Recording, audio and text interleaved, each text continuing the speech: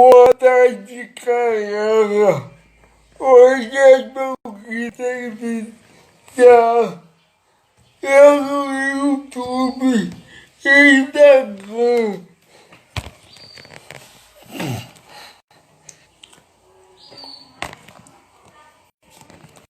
O Tiano.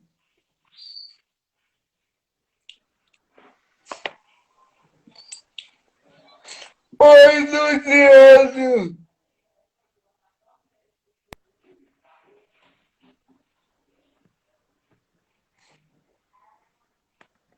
Tá me ouvindo? Ei. Hoje eu vou começar sobre capítulo de giro. A vida real. A plataforma eu te mandei.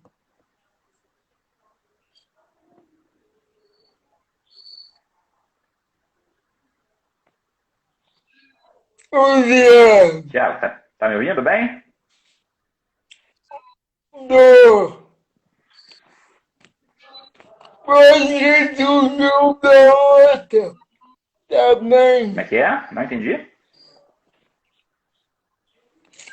Sumiu. Você pode começar pagando sobre capitão e giro. Então, você quer que eu comece a falar sobre capital de giro, não é isso?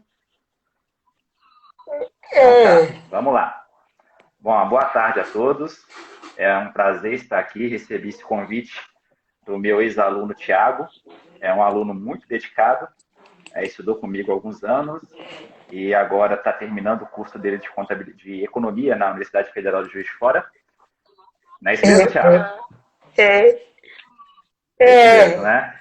E é um prazer ver a evolução e o crescimento do Tiago e estar aqui hoje conversando com ele no canal dele, falando sobre capital de giro. Para É. mim também é um prazer. Espero que de alguma forma eu possa contribuir. Meu conhecimento não é muito vasto, embora eu sou professor há mais ou menos uns 15 anos, e eu converso sobre capital de giro com os meus alunos, seja no curso de graduação em administração, nos cursos técnicos e por aí vai, há bastante tempo. Então, acho que a gente pode contribuir um pouquinho hoje com quem estiver interessado aqui conversar conosco sobre capital de giro. Uma definição básica de capital de giro passa por entender a dinâmica de funcionamento de curto prazo de uma empresa. O capital de giro, nesse sentido, é aquele recurso que a empresa tem disponível para honrar suas obrigações de curto prazo. Para quem conhece um pouquinho mais de contabilidade, se relaciona ali com ativo circulante. Então, nesse sentido, o capital de giro é aquele recurso que a empresa tem de curto prazo para honrar também as suas obrigações de curto prazo. Bom, esses recursos de curto prazo da empresa, ele se concentra em caixa, se concentra na conta bancos, onde a empresa pode ir lá no banco a qualquer momento utilizar esse recurso para fazer algum pagamento ou um resgate, aplicações financeiras de liquidez imediata, e talvez aí o que chame um pouco mais atenção é o estoque. O estoque também se constitui como uma importante parte do capital de giro da empresa. Bom, esses recursos concentrados no curto prazo da empresa, na mesma medida, eles se contrapõem às obrigações de curto prazo da empresa. Quais são as obrigações de curto prazo da empresa? Salários que ela tem que pagar para os seus funcionários, fornecedores, tributos que ela paga mensalmente, as contas que ela paga mensalmente, seja conta de energia, seja conta de água, seja conta de telefone. Isso aí é uma dinâmica de curto prazo da empresa. Então, relacionando os recursos de curto prazo de uma empresa com as obrigações de curto prazo da empresa, o ideal é que esses recursos de curto prazo sejam suficientes e maiores para cumprir aquelas obrigações de curto prazo. Então, nesse sentido, o capital de giro revela uma situação muito importante para a empresa, ter capital de giro. A gente consegue perceber ao longo dos anos, e principalmente se tratando de micro e pequena empresa, a dificuldade que essas empresas têm na gestão desse capital de giro. E é um entendimento importante na medida que estatísticas do Sebrae apontam de 10 empresas que se iniciam, se jogam aí no mercado, poucas delas continuam a sobreviver nos 3 primeiros anos, ou após os 3 primeiros anos. E a gente consegue identificar, principalmente nos motivos principais das dificuldades enfrentadas por essa empresa, a questão da má gestão do capital de giro. E, na verdade, a má gestão do capital de giro, muitas das vezes, não é nem intencional do próprio gestor ou dono da empresa quando se fala micro e pequena empresa, mas é do entendimento dessa dinâmica de como tratar bem o capital de giro numa organização. Um exemplo básico também, uma boa gestão de capital de giro, se dá também com as políticas de venda da empresa.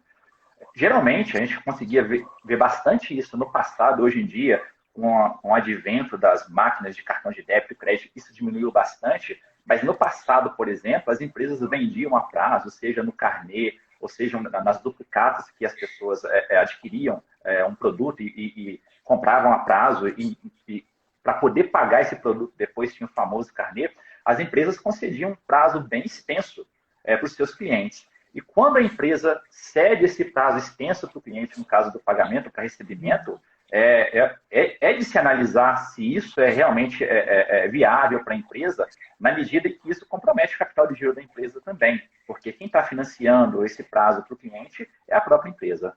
Então, assim, entender o quanto que a empresa tem de caixa, o quanto que a empresa tem na sua conta banco ou na sua agência bancária, entender se a empresa tem uma aplicação financeira de liquidez imediata, que ela pode ir lá e sacar a qualquer momento, entender a política de estoque, principalmente a política de venda, a política de concessão de crédito, é extremamente importante. Isso compromete muito o capital de giro, tanto positivamente quanto negativamente. E na prática, o que a gente enxerga quando a gente analisa micro e pequena empresa, principalmente, é o comprometimento negativo do capital de giro. Isso é a má gestão de estoque, a má gestão do caixa, a má gestão das vendas a prazo para cliente, isso tudo compromete o capital de giro. E sem o capital de giro, a empresa não sobrevive, porque são aquelas contas que a empresa tem para pagar no curto prazo, até mesmo os fornecedores. Você imagina bem uma empresa que trabalha, uma micro e pequena empresa que fabrica sapato.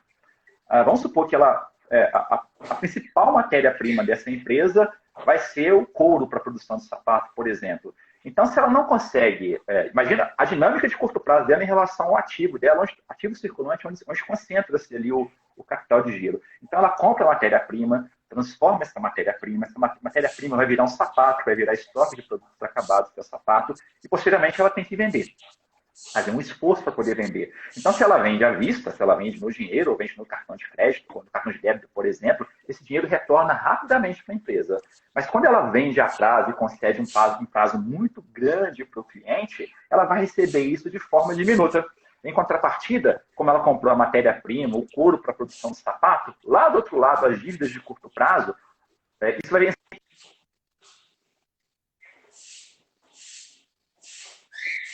E o prazo que ela queria pagar fica muito complicada na maioria das organizações. O entendimento disso pode resultar na sobrevivência da empresa ou na morte dela. E o que significa? O que vai ficar? O que vai virar o significado capital de giro após pandemia ou nesse cenário? Então, assim, vamos fazer assim, algumas categorizações e umas divisões.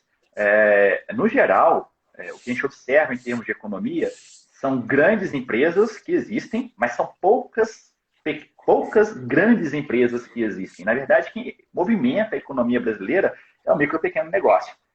Sei lá, se eu colocar em termos proporcionais, deve ser 95% de micro e pequena empresa, 95% de micro e pequena empresa, 5% de grandes empresas, que detêm grande capital. Então, vamos concentrar nossa atenção nas micro e pequenas empresas que, na verdade, movimentam a economia brasileira. Elas são alicerce e são suporte da economia brasileira.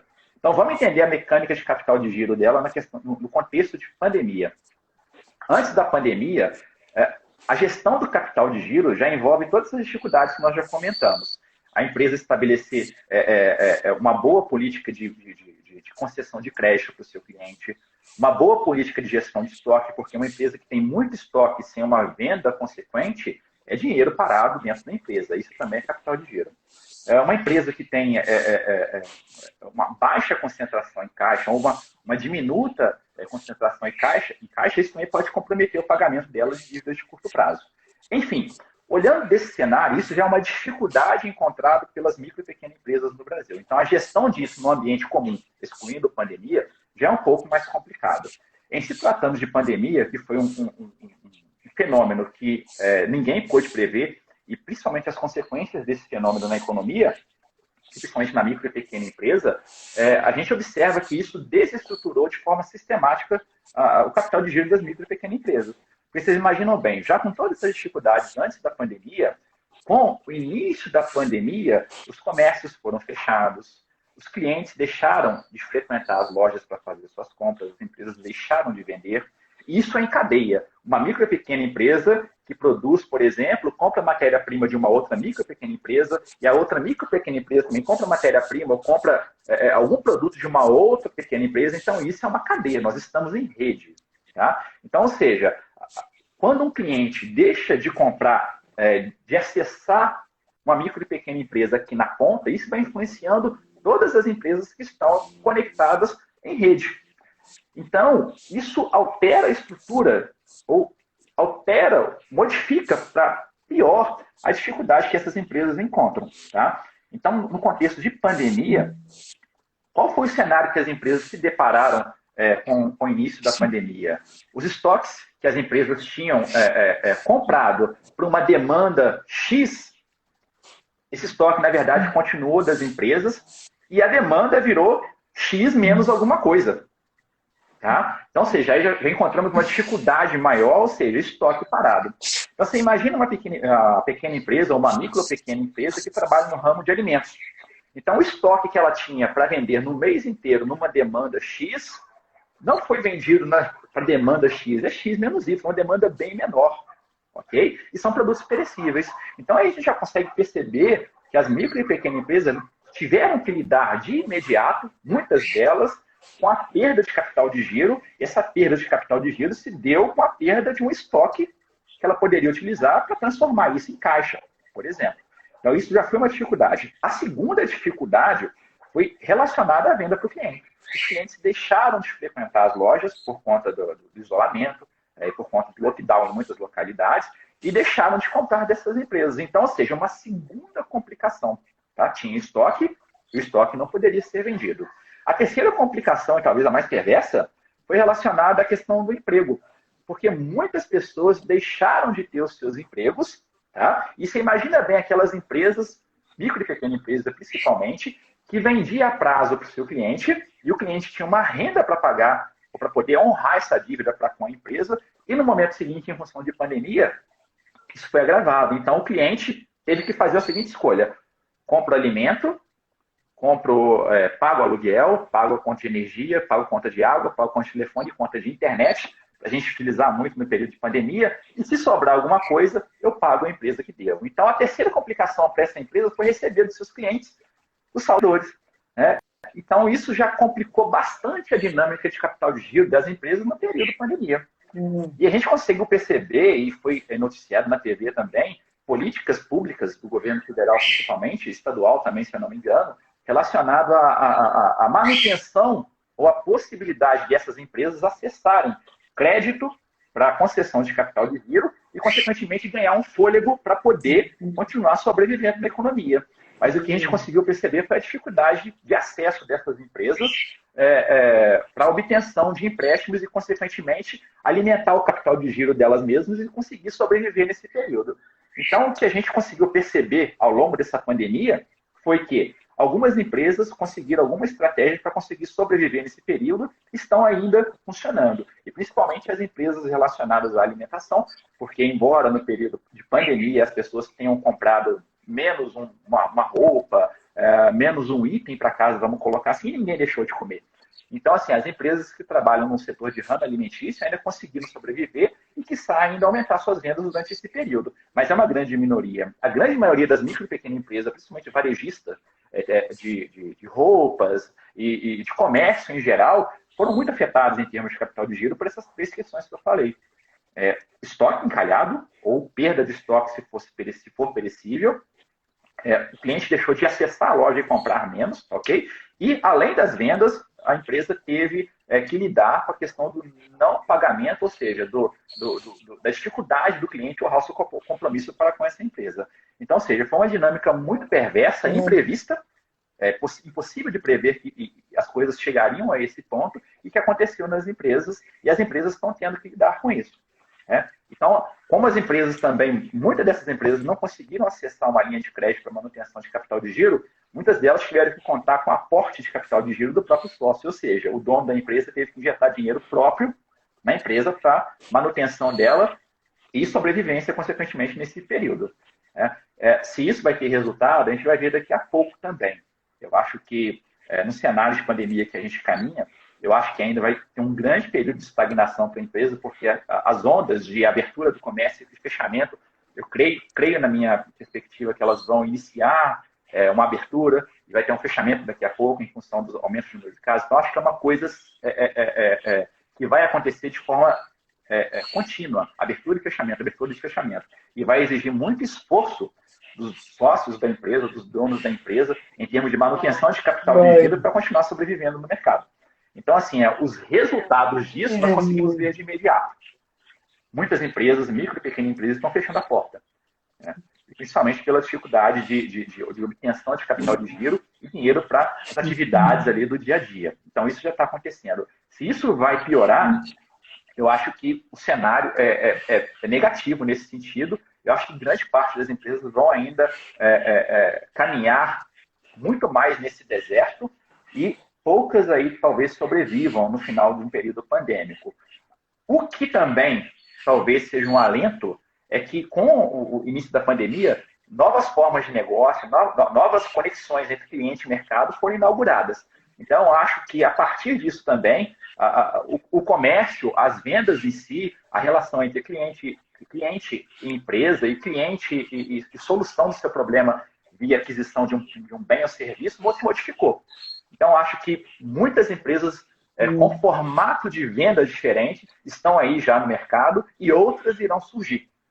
Ok? Então, é um fechamento, de certa forma, e uma abertura no mesmo sentido. Não sei se com as mesmas proporções, porque o impacto negativo foi muito grande. Eu não sei se o impacto positivo com a criação de novos negócios, a partir de novas ideias, vai ser a mesma proporção.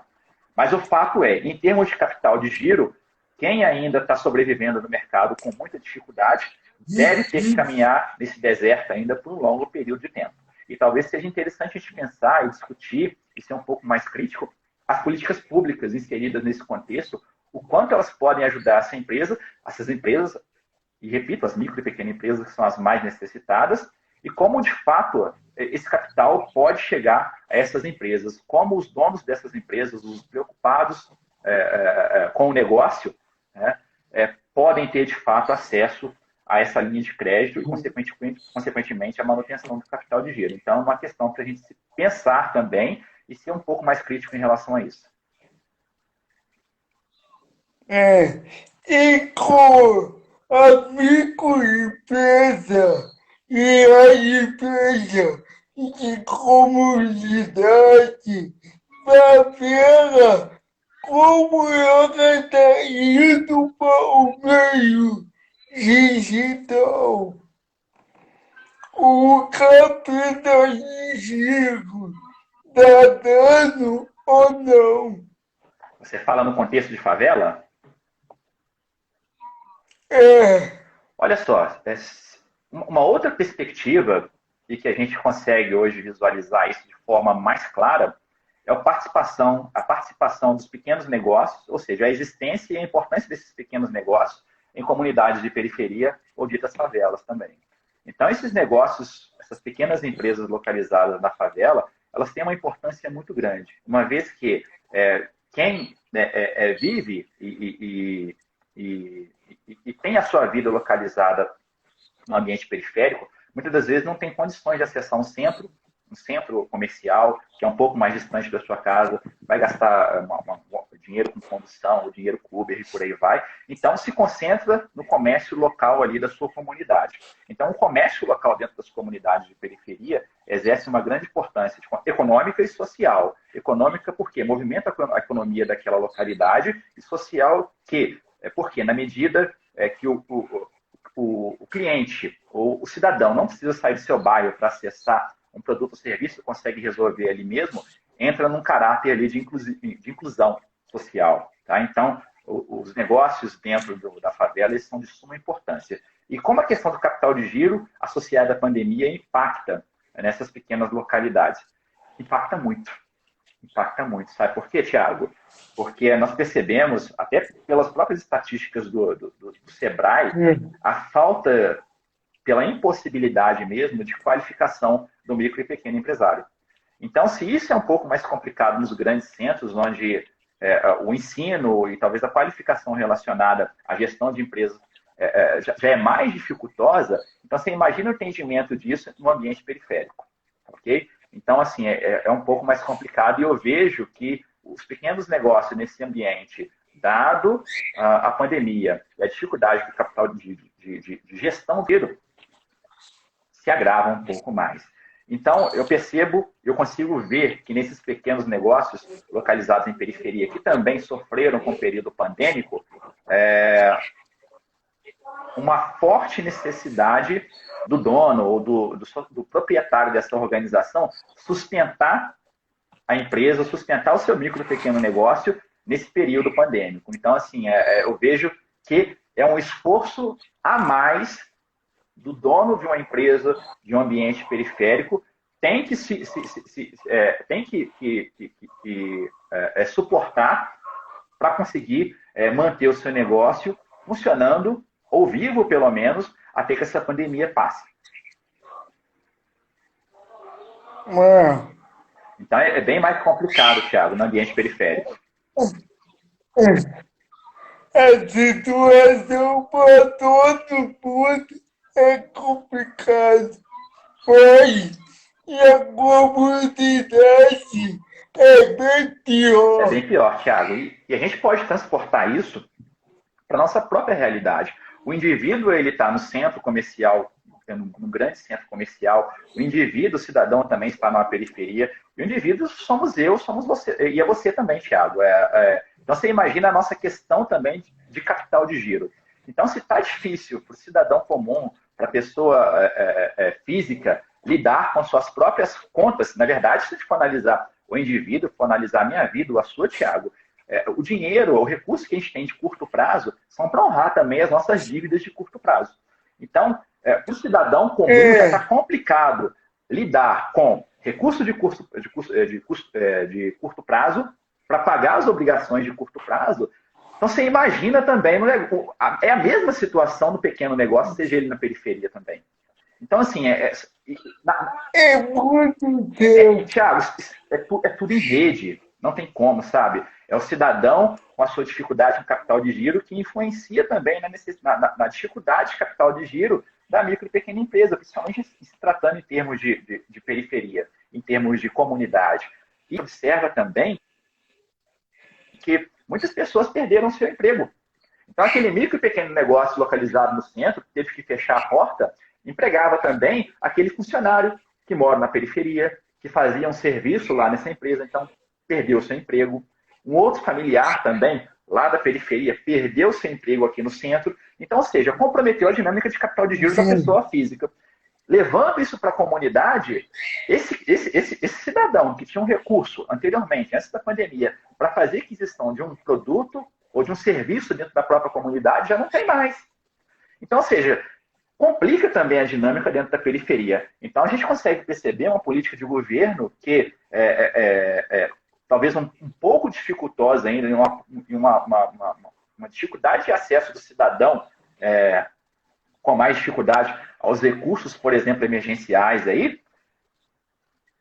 O recurso, quando ele existe, quando ele vem para o cidadão, ele está sendo orientado ali para as contas básicas. O cidadão está preocupado com o comer, com a energia elétrica, com o pagamento da conta de água, sabe? Então, assim, está muito complicado. Então, acessar o pequeno comércio ainda dentro da periferia ainda talvez seja a sétima ou oitava opção do cidadão hoje, dado esse período de pandemia, sabe? Então, é muito complicado, Thiago, está muito complicado para todo mundo. E a gente observa as notícias na TV, quando eu assisto TV ainda, a dificuldade do cidadão em acessar esses auxílios emergenciais, a dificuldade desses micro e pequenos negócios localizados na periferia.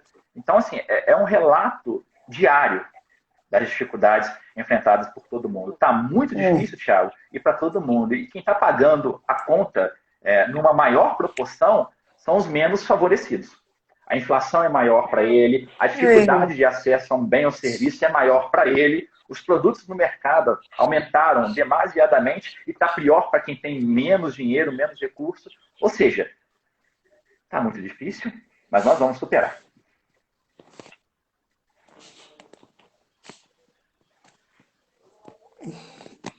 Alguém mandou um documentário aqui. A minha prima, falando que o Google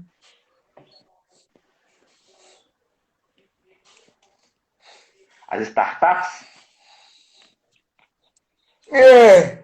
A pergunta aqui, o Google está com uma iniciativa de ajuda financeira a startups geridas na periferia. Eu tenho estudado com os meus alunos, antes do período de pandemia, alguns pequenos negócios que se iniciam dentro do ambiente de periferia, e principalmente relacionado à tecnologia. Por incrível que pareça, embora todas as dificuldades do cidadão no ambiente de periferia, a gente consegue perceber também que, embora estando lá, eles lidam bem com tecnologia. Então, assim, a gente consegue perceber essa rapaziada, essa juventude acessando tecnologia e conseguindo desenvolver ferramentas e aplicativos e ideias novas dentro desse ambiente, dentro desse contexto chamado startup. Então, nós conseguimos ver hoje grandes empresas como a Google, e não só a Google, tem alguns anjos aí do Brasil que estão procurando boas ideias, pequenos negócios e iniciativas, principalmente tecnológicas boas, que estão incentivando financeiramente a existência desses negócios e a criação de oportunidades de inclusão social e de trabalho também. Então, essas perspectivas existem e são iniciativas, eu acho que ainda pontuais. Ao meu ver, falta mais iniciativa do poder público, porque o Estado, em tese, deveria dar conta da maior parte dos problemas sociais. Embora o Google, poderia ser a Microsoft, poderia ser a Samsung ou a Apple, por exemplo, com iniciativas que ajudam nesses ambientes, são válidas, sim, mas eu acho ainda que o poder público deveria adentrar nas dificuldades da periferia, nas dificuldades dos ambientes micro e pequeno negócio dentro da periferia, de forma mais assertiva e de forma mais consistente. São ideias válidas, são iniciativas válidas, mas ainda são muito pontuais, sabe? A dificuldade no ambiente periférico em função de pandemia, tanto do cidadão quanto da micro e pequena empresa que está tendo dificuldade para se manter até na periferia, é uma dimensão de preocupação das pessoas e de dificuldade e de angústia que eu acho que a gente nem consegue alcançar, sabe? E você sabe me falar, existe alguma empresa que pega o produto da comunidade para vender? Uma empresa que tem algum produto para a comunidade vender? Não, quem pega? Produto da comunidade? Quem pega? Ô, Tiago, em termos de comportamento social, nós percebemos hoje que o consumidor, o cliente, tem mudado um pouco a sua perspectiva. E, nesse sentido, o cliente, na atualidade, tem procurado por produtos ou serviços que também tenham uma dimensão de inclusão social. Então, a gente percebe que o cliente está procurando hoje aquele produto ou aquele serviço que a empresa que produz tem uma contrapartida com a sociedade, tem uma contrapartida com o pessoal da periferia. Então, a gente consegue perceber esse movimento. Ele existe de fato, tá ok? Então, tem empresas aí que, confecções, por exemplo, empresas que trabalham com vestuário, que terceirizam a sua produção e coloca, por exemplo, que a camisa que essa empresa vende seja produzida lá no ambiente de confecção de favela. Então, ou de periferia, sem nenhum demérito. Quando eu falo favela e periferia, me entenda, por favor, sem nenhum demérito. É só para designar um local mesmo, tá? Pelo contrário. Então, a gente consegue ver que essas empresas estão terceirizando o seu produto ou serviço e muitas das vezes no ambiente de periferia, ali ele é produzido. E a empresa utiliza depois essa informação de maneira a acrescentar valor à sua marca. Então, o cliente tem mudado o seu perfil de compra, aderindo cada vez mais a empresas socialmente responsáveis. Vamos colocar assim, Thiago. Então, tem empresas, sim, que estão a atividade, o trabalho dentro das comunidades, dentro da periferia, entendendo que ali também tem muita coisa boa para ser produzida, tem muita gente competente que produz muita coisa legal, e as empresas estão em sociedade, em parceria, em cooperação com algumas outras micro e pequenas empresas dentro da própria periferia. Então, isso existe e é muito bom ver também que as empresas estão percebendo essa perspectiva, esse novo gosto do cliente e aderindo a isso também.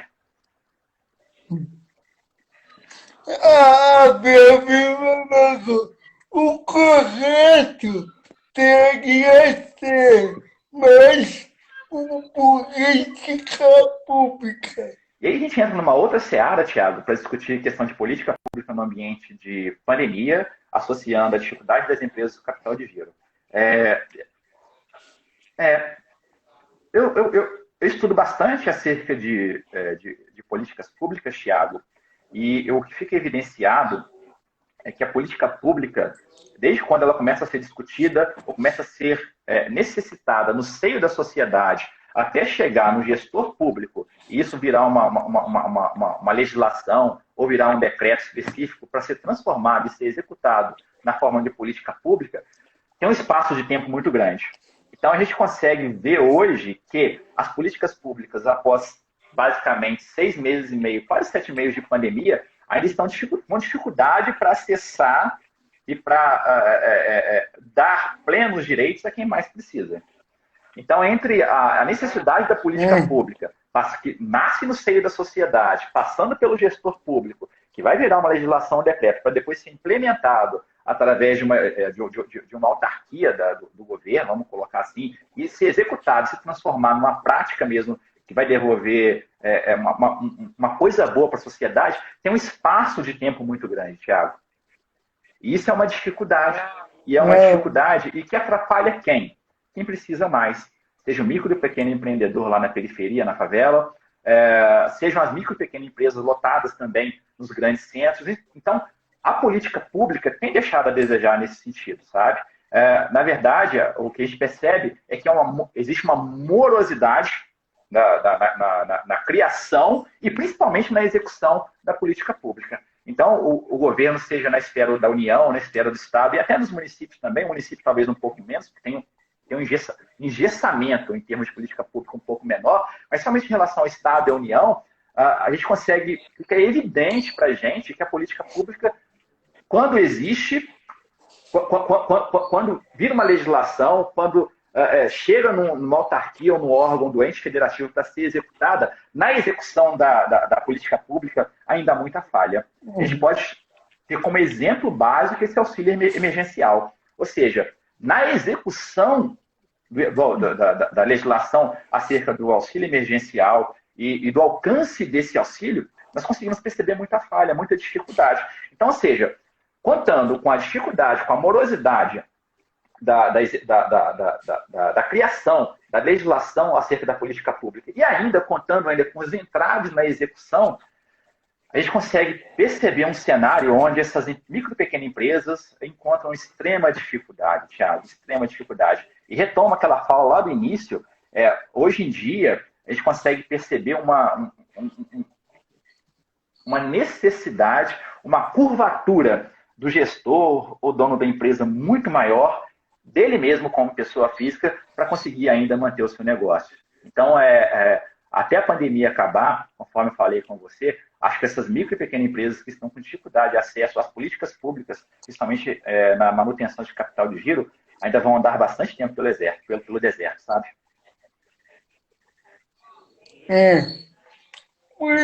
Com o movimento racista nos Estados Unidos que aconteceu anti-racista e porque você viu aqui no Brasil para os microempresários. Não entendi, Thiago. Você repete, por favor?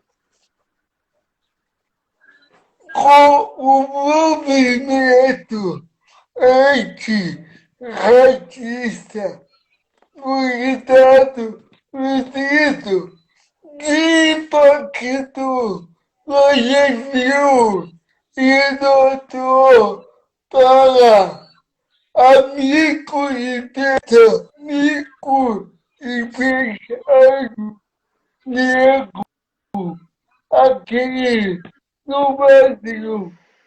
Mas, Thiago, eu vejo que é uma questão, não é uma faca de dois gumes, não, é uma faca de dois legumes.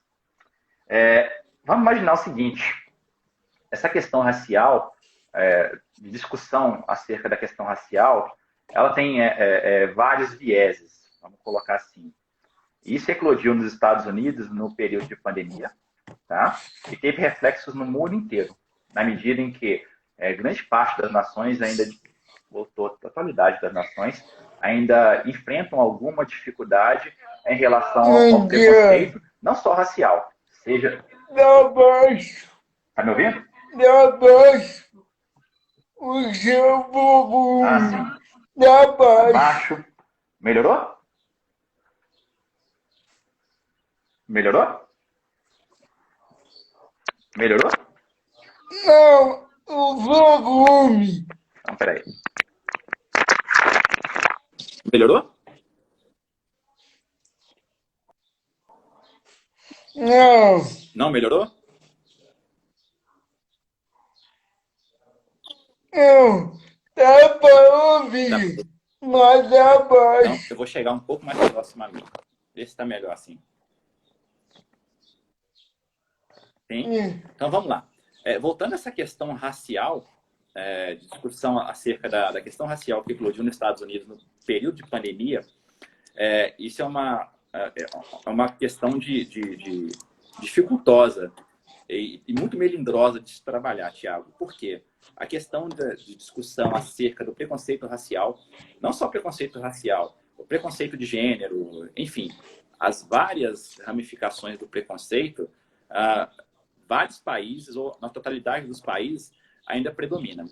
Isso teve início nos Estados Unidos e refletiu aqui no Brasil também, com o movimento Vidas Negras Importam. Mas, analisando no assunto que a gente está falando hoje aqui, que é capital de giro, como que isso impacta nas empresas, e principalmente no período pandêmico. Então, assim, eu consigo ver que essa questão de discussão racial, ou discussão acerca do preconceito racial, pode impactar positivamente aqui na nossa economia, principalmente se tratando de micro e pequena empresa em ambiente periférico, na medida em que, nesses ambientes, o que predomina ali, a população que geralmente vive ali no ambiente de periferia, grande parte dela é negra. Então, o que esse movimento vai trazer? O reconhecimento e a necessidade do negro se reconhecer como negro, portador de direitos na sociedade, tá ok? E reconhecendo todo o seu valor, sem demérito de nenhuma raça, assim como o branco tem, e por aí vai. Tá? Mas o negro reconhecendo isso e exigindo isso na sociedade. Agora, em termos de negócio, o que eu vejo de possibilidade aí é com o reconhecimento dessa negritude e a necessidade esse grito, né, de aceitação da negritude brasileira, talvez seja a criação de micro e pequenas empresas voltadas, né, com produto para negro. Então, é muito legal a gente ver camisa específica da raça negra, embora brancos, amarelos, pardos, enfim, todo mundo possa usar, mas o que eu vejo com o reconhecimento e com a necessidade de lançar esse grito do negro, é a criação de novos negócios voltado, ou com produto, ou com serviço voltado para o público negro, que eu acho muito interessante. E eu tenho amigos aqui em Juiz de Fora mesmo, que estão hoje se especializando em criar, por exemplo, camisas e com estampas voltadas para o público negro, embora não haja necessidade também de especificar um público específico, mas o público-alvo dele é o público negro. Então, assim, várias ideias a partir dessa conscientização e da necessidade de reconhecimento da negritude podem surgir no ambiente periférico e torço muito para que isso aconteça, que essas empresas deslanchem aí no cenário local, ok? E que dê muito emprego para muita gente. Então, assim, é a relação positiva que eu consigo fazer entre o movimento Vidas Negras Vidas Negras Importam, que surgiu lá nos Estados Unidos e teve reflexo aqui no Brasil. Bom, outra coisa que eu gosto, cara, alguém quer perguntar alguma coisa para o Luciano? Como é que é? Não entendi? Não bacana para o pessoal. Alguém quer Você quer perguntar fazer alguma coisa porque a coisa Então, se alguém tiver acabando. alguma pergunta, algum questionamento, pode mandar aí agora. A gente está aqui para responder na medida do possível. Se não souber, eu falo que não sei. Mas, se soubermos, vamos responder.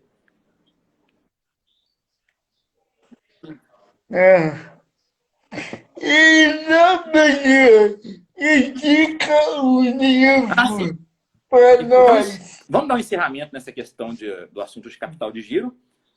Em relação à micro e pequena empresa, é uma dificuldade real, tá bom? A meu ver, há necessidade de uma política pública mais ostensiva nesse sentido, com acesso de fato a quem realmente precisa, de quem realmente precisa. Então, acho que isso falta e talvez, quem sabe, consigamos acertar, o governo consiga acertar essa dose aí. Bom, encerrando esse assunto, o Thiago me pediu que ele tradicionalmente faz isso, ele faz indicação de alguns livros. Nesse período de pandemia, eu tenho aproveitado para pensar sobre algumas coisas, não necessariamente acerca de capital de giro e finanças, Thiago, porque isso aí já é minha vida. Então, assim, eu dou aula sobre isso, eu falo muito sobre isso. Então, assim, eu tento fugir um pouco disso agora, somente nos momentos específicos. Mas, em se tratando, é verdade, em se tratando de Luciano e os seus outros lados, eu indico, nesse período de pandemia, esse livro aqui, olha, O Cavaleiro Preso na Armadura. É um livro pequeno, conforme vocês podem ver, fininho, mas muito poderoso. Ele, na verdade, trata acerca do autoconhecimento e principalmente do que nós somos hoje, se na verdade o que nós somos hoje tem relação ou condiz efetivamente com aquilo que a gente é em essência. Por quê? Ao longo da vida a gente vai incorporando à nossa personalidade muitas características, muitos modos de agir e que chega a uma certa data da vida que não condiz mais com a nossa perspectiva ou com o nosso mundo interior. É necessário a gente se desfazer disso e abrir para o novo. Então, para quem está procurando essa questão de autoconhecimento nesse período, é uma excelente dica. Então, O Cavaleiro Preso na Armadura. Se puder, comprem e leiam, que vocês vão gostar. Um outro livro, Thiago, vou indicar dois. Um outro livro que também tem sido muito importante e que, na verdade, eu tenho pensado bastante na questão da minha aposentadoria. Não sei se todos vamos chegar lá, porque acho que talvez a grande preocupação do cidadão hoje é chegar vivo pós-pandemia. Mas chegando vivo pós-pandemia, e vamos chegar bem, se Deus quiser, pensar na aposentadoria é muito importante. Então, esse livro aqui, da Lena Ops, O que você vai ser quando envelhecer? Aqui, olha, é muito interessante. ela faz perguntas para nós e aponta cenários sobre o envelhecimento e como o idoso se insere na economia, no mercado de trabalho ainda, fala sobre aposentadoria e planos de aposentadoria, ou seja, pensar nisso tudo, sabe? Então, acho muito importante a gente começar a pensar, sobrevivendo à pandemia, pensar de imediato o que vamos fazer com a nossa aposentadoria ou quando envelhecer, porque, na verdade, tendo vida, todo mundo vai envelhecer. Não é isso, Thiago? Então, é o que eu tenho para contribuir. Não para nós, para fechar 2 minutos de consideração final. Vamos lá. Minhas considerações finais. Eu acho que, para além da questão de capital de giro, eu acho que o momento é de reflexão, e seja da pessoa física ou de uma pessoa jurídica, de um dono de uma empresa, tomar decisões mais assertivas, principalmente em relação aos seus recursos financeiros, sabe? Para nós, Thiago, pessoas físicas, pensar bem no que vai investir, no que vai gastar os recursos, quais são as prioridades nesse momento, sabe? Que é um momento muito difícil. E para micro e pequena empresa, medidas assertivas também na gestão do seu recurso. Vai investir o recurso que tem, o pouco capital de giro que tem, em que, como e para quê. Então, essa é a reflexão tanto para nós, pessoas físicas, quanto para as pessoas jurídicas. Como lidar com o seu recurso hoje, que está bem escasso. Então, assim, vamos pensar nisso e eu deixo isso como uma reflexão. Tomar atitudes mais assertivas em relação ao seu próprio recurso.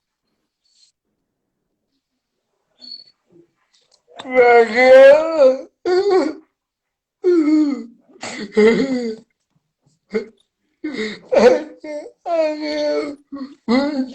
bom, Thiago? Gostou?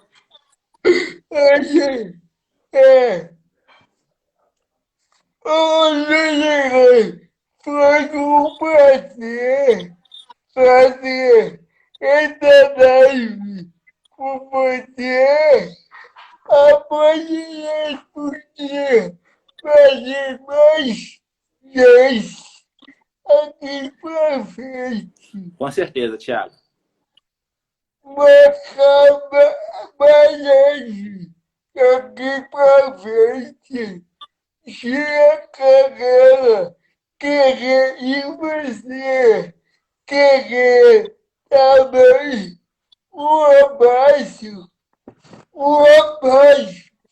digital para você.